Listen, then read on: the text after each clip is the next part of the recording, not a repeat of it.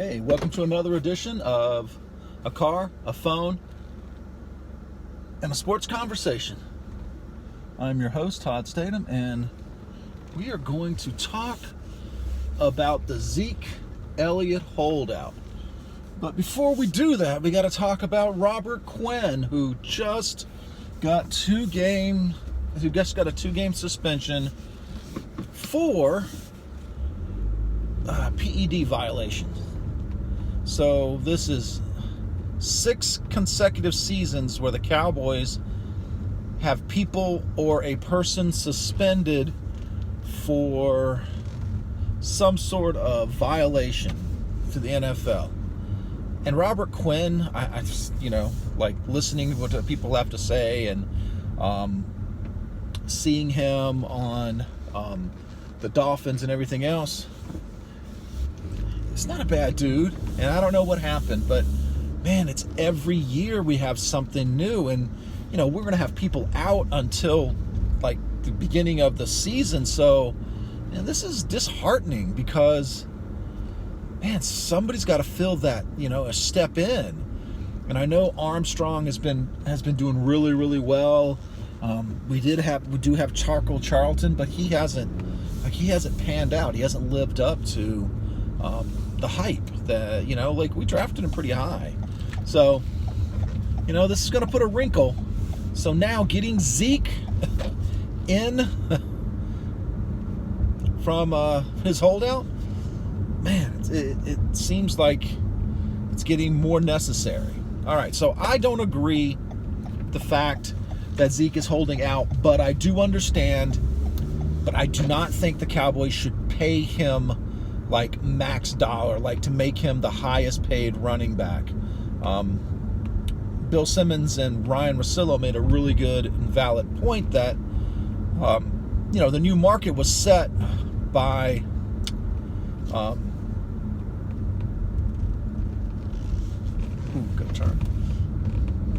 Le'Veon Bell. The new market was set by Le'Veon Bell, and that's where Jerry Jones is looking at trying to, place Zeke in that.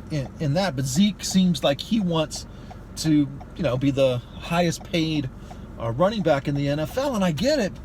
All right, so here's 3 things. First of all, more touches than anybody else in the NFL during that 3-year period. And last year, he had 328 touches rushing and 77 passing.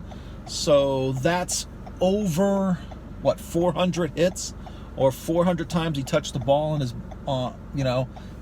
in the season. And so I get it.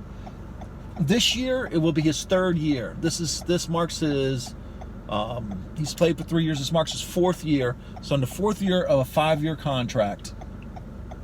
He hasn't even played that 4th year yet. But so he is going to make like a little over $3 million. And that is kind of ridiculous because he really has outperformed that contract. Now, I know that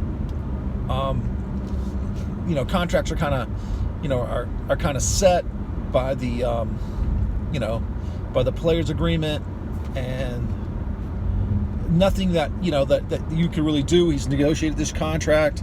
He signed for 5 years. Now that he's outperformed it, he wants more money, and I get it, and I understand that. But how much more money does he want? You see, if he wants to set it at $15 million, a year for 4 years, or $15 million a year for 5 years, and that's a lot of money. That's going to be a lot of mileage on Zeke. So I realize, and I am all for him getting his money because, let's be honest, he has led the league in rushing 2 times. So that means that he has really outperformed that contract, especially his 4th year, where he's going to make $3 million. Second factor is, why pick him 4th if you don't want to pay him like he is everything you want him to be? DeMarco Murray led the league in rushing. We didn't sign him the next year. Romo gets hurt. When Romo gets hurt, you're sitting there, and DeMarco Murray's not there, and so we have a piecemeal running game that did not work.